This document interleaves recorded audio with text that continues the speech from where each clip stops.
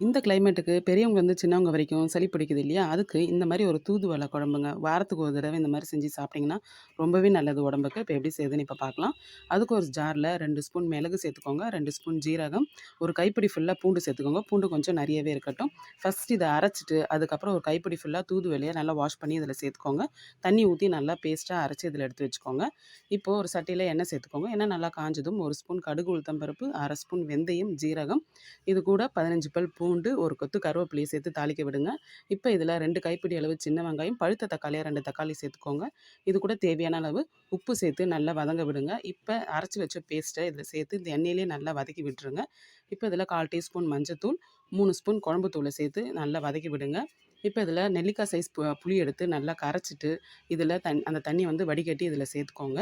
சேர்த்துட்டு தேவையான அளவு தண்ணிய விட்டு நல்லா கொதிக்க விடுங்க. கொதிக்க விட்டு லாஸ்ட்டா வெல்லத்த சேர்த்து இறக்கிடலாம்.